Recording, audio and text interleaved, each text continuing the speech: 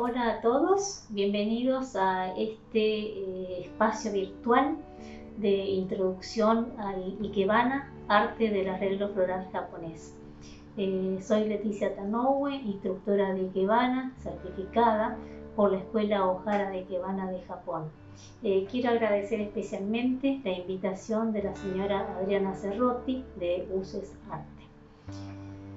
Hoy en día estamos todos condicionados por la pandemia y nos ha modificado la vida, el trabajo, el estudio.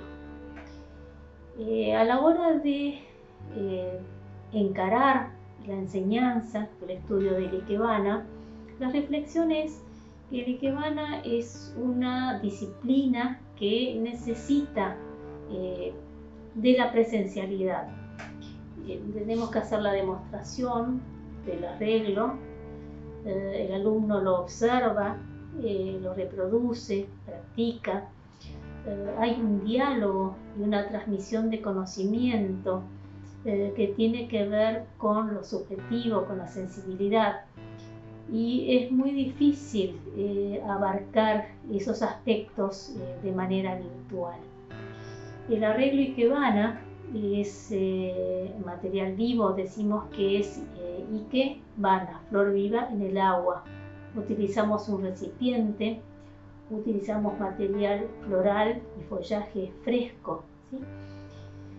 Entonces, la virtualidad no es la mejor amiga para la enseñanza del Ikebana. Pero de todas maneras, siempre la transmisión de conocimiento tiene su utilidad. Y yo lo entiendo como una manera de adelantar conocimiento teórico, conocimiento de la historia, que puede ayudar a entender más la disciplina. Y eso va sentando las bases para llegar a recuperar esos espacios de las clases presenciales. Hablar de Ikebana es hablar de naturaleza, ¿sí? El origen del Ikebana es la naturaleza misma. En Japón, la propia geografía, la topografía, el clima, genera una variedad tan rica de elementos que naturalmente surgió el Ikebana.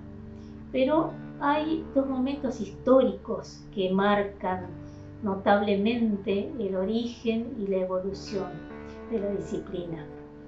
El primer momento es la incorporación o la introducción del budismo procedente de China y de Corea a Japón.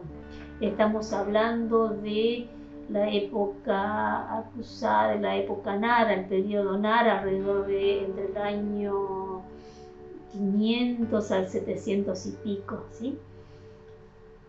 En los primeros tiempos, el budismo trae sus ritos, y uno de los ritos que practicaban los monjes era la ofrenda floral para el altar. Esa ofrenda floral durante muchos años fue realizada por los monjes sin reglas fijas, pero tenía una base en la tríada de la imagen, esa gran imagen de Buda del altar, acompañada de dos imágenes más pequeñas. Entonces esa primera ofrenda, que era netamente religiosa, no estética como lo es hoy en día, esa ofrenda religiosa consistía en un puño apretado con tres ejes, ¿sí? Puede ser lo que vemos en los libros históricos, una flor de loto acompañada de dos tallos más cortitos, uno más largo, otro más cortito, partiendo como de un puño apretado que surgía del agua. Estaba colocado en un recipiente alto. Con el tiempo eso evolucionó hacia un estilo que se llamó Sanson, San por tres, porque eran tres ejes. Y eventualmente en la evolución del Ikebana llegamos a la época Muromachi. Hacia el final de la época Muromachi, ¿cuál era la situación en Japón? Un gran y poderoso jefe militar que era el shogun, los samuráis, la alta aristocracia, ¿sí? Y era una situación de gran poderío, de crecimiento económico.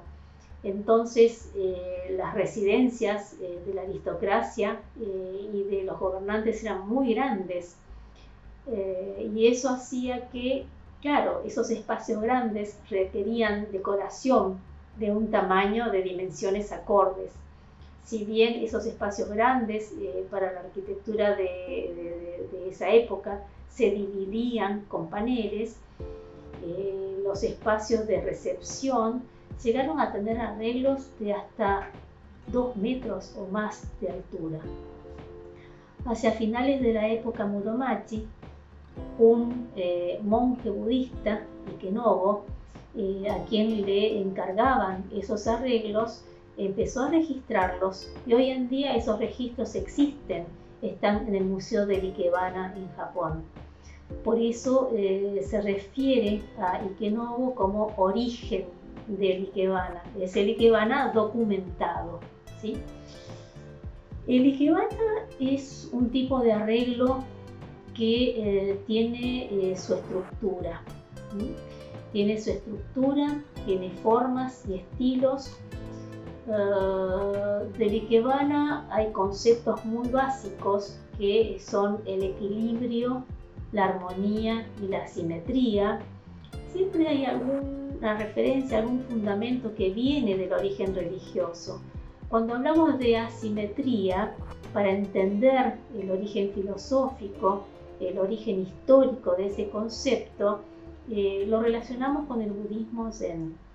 El budismo zen aprecia la belleza de la imperfección. Por eso ese concepto está integrado al Ikebana tradicional.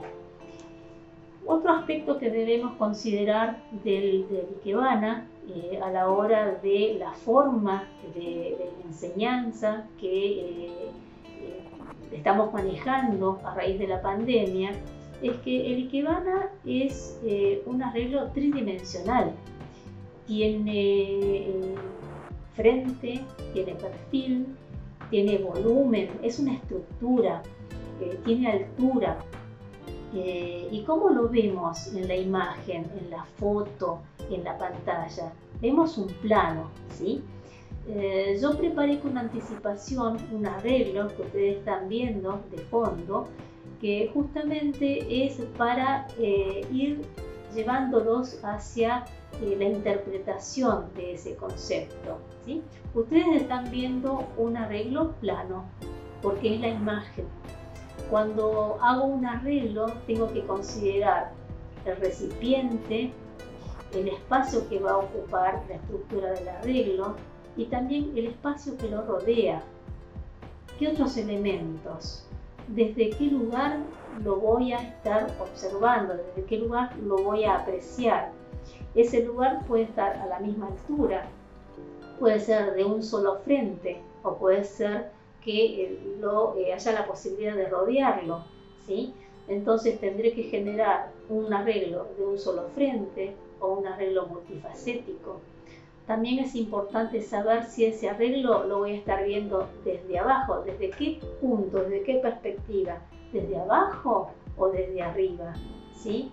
Si está en un salón bajo, ¿sí? En un espacio bajo, y voy a estar recorriendo una escalera al momento de apreciarlo, también lo tengo que tener en cuenta para el diseño. Ahora, los arreglos con los cuales trabajamos en clase son arreglos de dimensiones como para la vida moderna. Son arreglos que voy a colocar quizás sobre un escritorio en la oficina o en un espacio en mi casa, o incluso en un espacio comercial, puede ser en espacios más amplios. Todo eso se tiene que tener en cuenta a la hora de definir el tipo de arreglo, con qué material y la escala. Cuando hablamos de Ikebana de la escuela Ohara, uno de los criterios básicos es la relación con la naturaleza.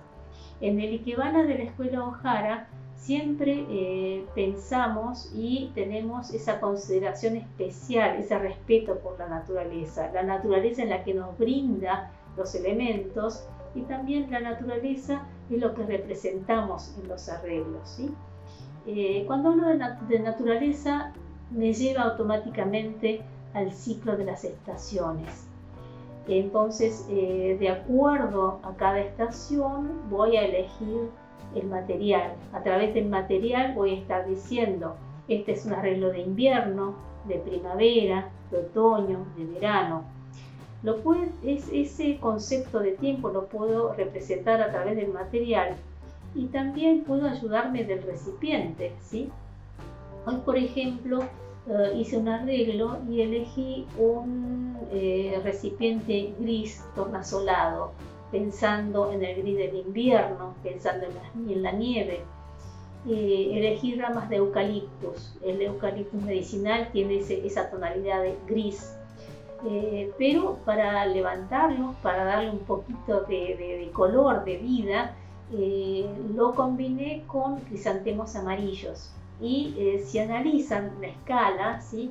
Gris con amarillo, con ese tornasolado quizás un poco celeste, realmente combina muy bien.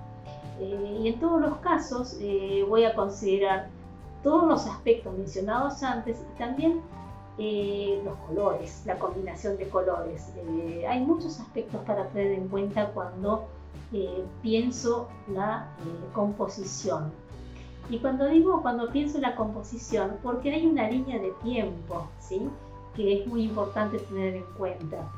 El Ikebana no es solamente el momento de la ejecución, de realizarlo.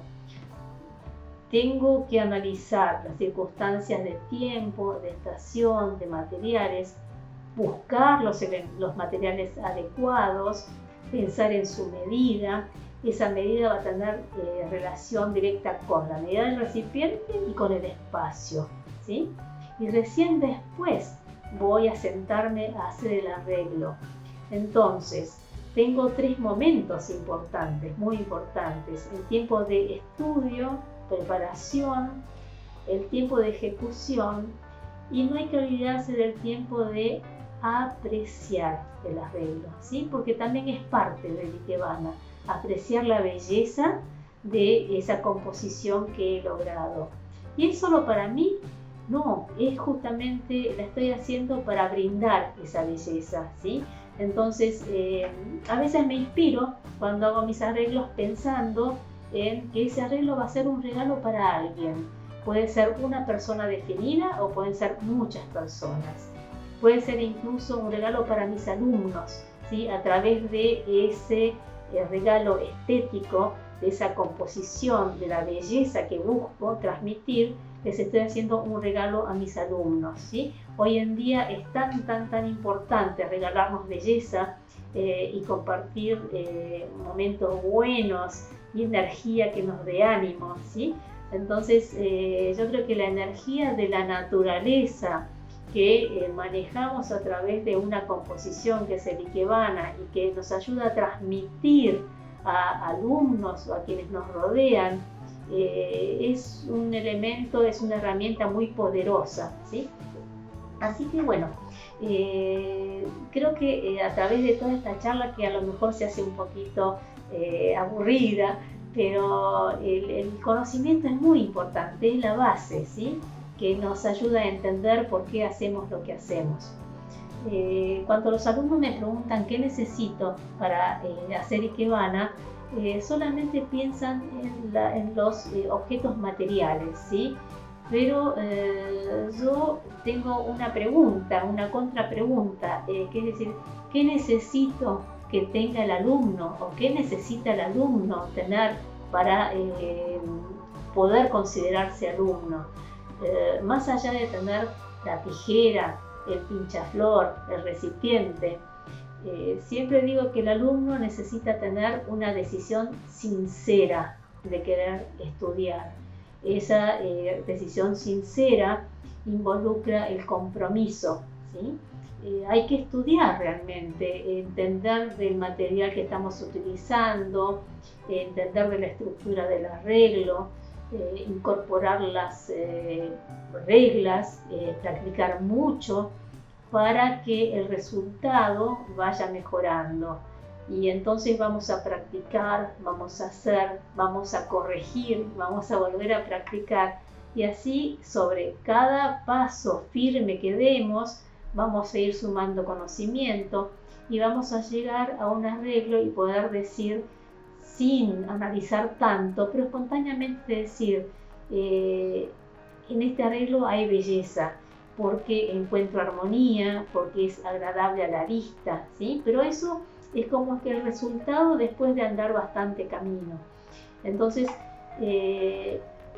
hay que practicar, hay que estudiar, no solo el Ikebana, cualquier disciplina que adoptamos. Yo quiero hacer un pequeño, una breve interrupción para después retomar con la parte práctica. Y en este segundo segmento les quiero mostrar en primer lugar el movimiento, ¿sí?, de este arreglo que tenemos de fondo. Lo voy a poner sobre una torneta para que me facilite girarlo. Entonces ahí les voy a mostrar el sentido de hablar de plano y de profundidad. Cuando ustedes lo ven fijo en la imagen es un plano, ¿sí?, pero el arreglo tiene profundidad, es tridimensional, tiene frente, tiene perfil, tiene volumen, tiene altura, y eso lo van a apreciar con este movimiento, ¿sí?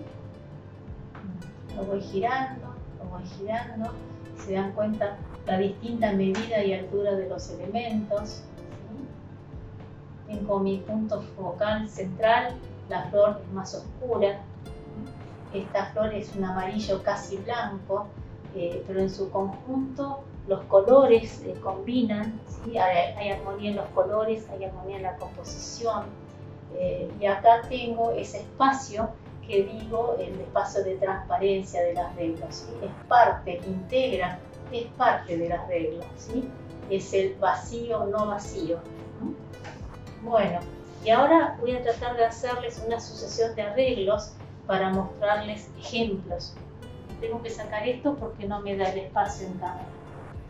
El primer arreglo que vamos a hacer rapidito para que nos alcance el tiempo es un arreglo vertical, ¿sí?, básico, en este recipiente pequeño donde ya tengo colocado el pinchaflor. Tengo el pinchaflor, voy a agregar el agua. Y este arreglo ya es un arreglo con reglas. Las reglas del arreglo básico de la escuela Ohara, ¿sí?, es un hanaillo vertical. Me gusta jugar con los materiales y esto está preparado a partir de la inflorescencia del aloe vera, ¿sí? La dejé secar y tomó este color y esta forma, realmente es muy bonito. Entonces, habíamos dicho que uno de los criterios de la escuela Ohara es destacar la belleza natural de los materiales.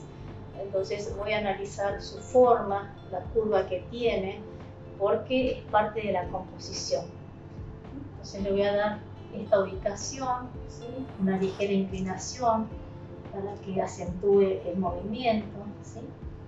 Esta ubicación que se va a complementar con el material que voy a agregar, ¿sí? A ver.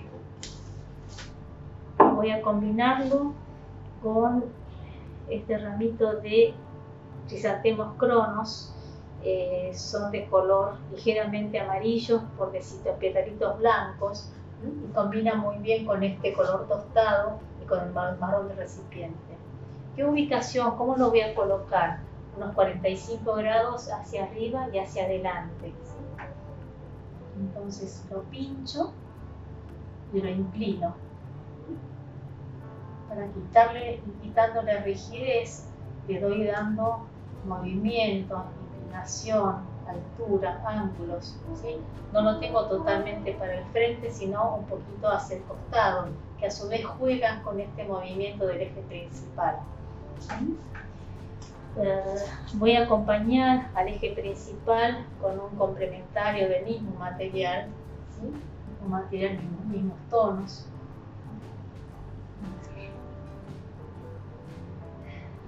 Entonces acá ya tengo dos materiales. Un material para el eje principal con su complementario, el material del objeto completo con algo de follaje, ¿sí? Que va a sumar color. Por acá también.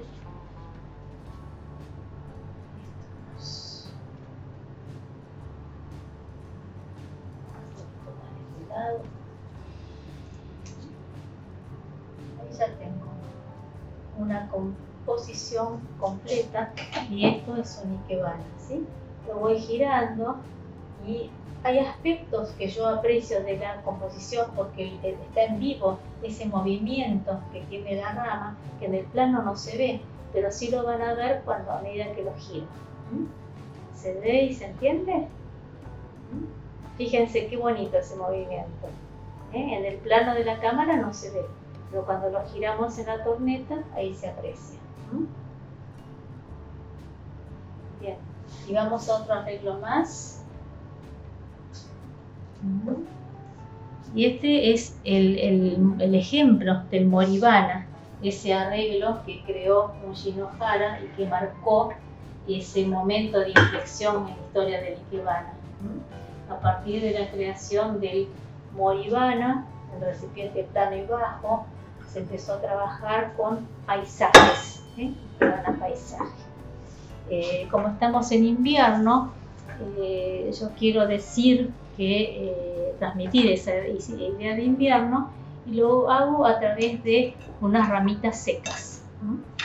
Entonces, estas ramas secas son de ume, de ciruelo japonés. Le puedo dar distintas orientaciones a la rama principal. En el caso de esta composición, elijo un plano inclinado sobre el agua, entonces este arreglo va a ser un reflejo en el agua. Voy completando la composición con distintos ejes, ¿sí?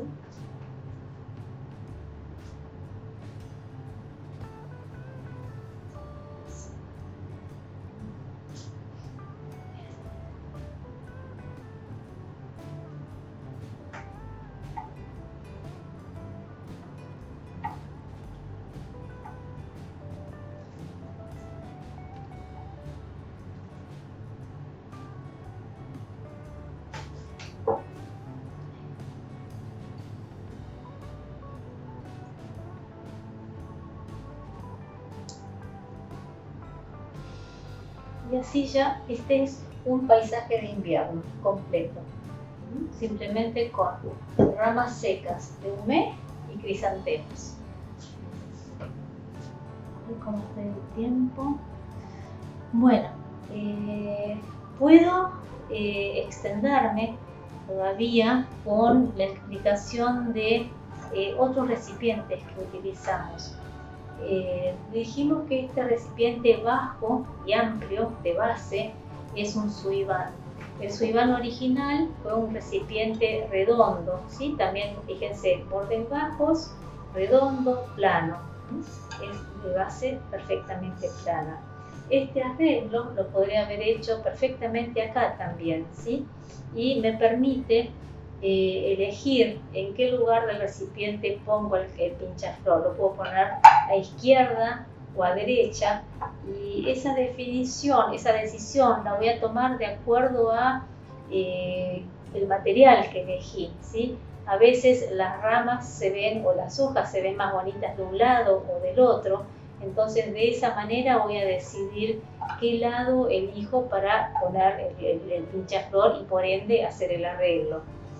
Ahora, según las estaciones, este arreglo con esta base tan amplia de agua va a ir representando lo que me ofrece la naturaleza, ¿sí? Entonces, en algunos arreglos van a ver que el espejo de agua está cubierto con musgo u otros elementos para que sea mayor o menor la superficie de agua expuesta. Cuando hacemos este tipo de arreglos, donde estamos representando el paisaje natural, podemos definir o marcar la tierra y el agua, ¿sí?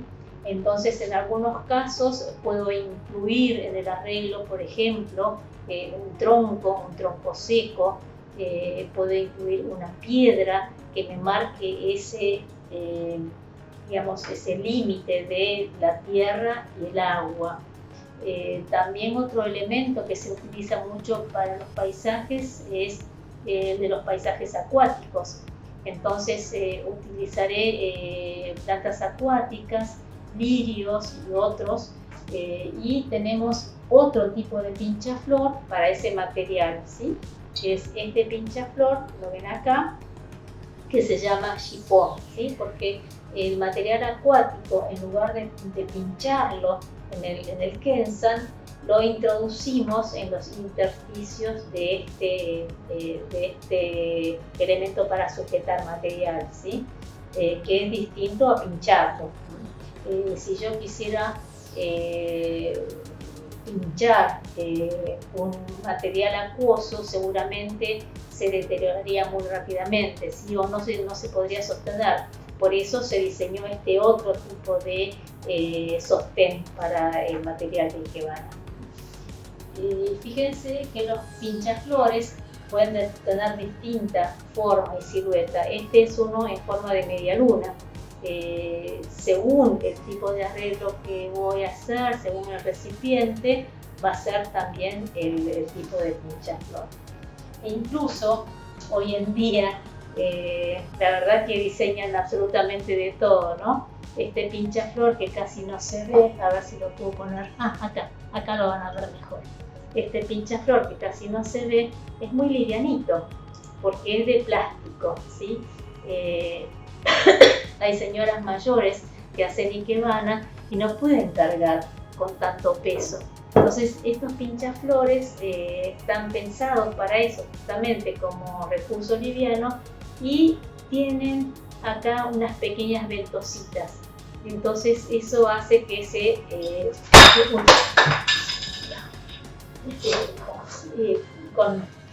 sujeta con las ventosas, se sujeta al recipiente. Porque el sentido de los pinchaflores más pesados es justamente que soporte el peso del material, ¿sí? El material no está siempre en ángulo totalmente vertical, a veces está inclinado. Entonces, si no tuviéramos el Kensan, ese material no sería estable. Bueno, la verdad que hay tanto más para hablar de ikebana, que es infinito. Pero bueno, más o menos hoy tenemos cubierto todo el panorama a nivel introductorio. Sí podemos repasar esos conceptos básicos de qué debemos encontrar en un ikebana terminado, ¿sí? Equilibrio, armonía, asimetría. También esperamos del arreglo ikebana que sea simple, pero esa simpleza de síntesis, ¿no? También debe ser un arreglo prolijo, elegante, nunca esos opuestos que serían, por ejemplo, el exceso de material. No voy a hacer un ikebana con, digamos, cargado a la vista, ¿sí? En este último ejemplo se ve claramente las líneas, se ve el eje principal, vemos el elemento que está inclinado hacia atrás, que tiene una función, que es dar profundidad. Ya por el peso y el tamaño no puedo hacer el ejercicio de girarlo y mostrárselos, pero los ejes muy claramente marcan el eje principal sobre el agua, por eso el nombre de reflejo del agua, el eje inclinado hacia atrás, que le da profundidad, y este complemento que ayuda a cerrar el espacio total del arreglo, ¿sí? Y todo el resto está contenido dentro de esa estructura. Bueno, la verdad que mi entusiasmo por el Ikebana es infinito, ¿no? Yo seguiría horas, pero tenemos un límite de tiempo. Este espacio ha sido una oportunidad maravillosa, que quiero agradecerle muy especialmente a Adriana Cerruti y a Uses Arte. Espero que nos podamos volver a ver pronto. Muchas gracias.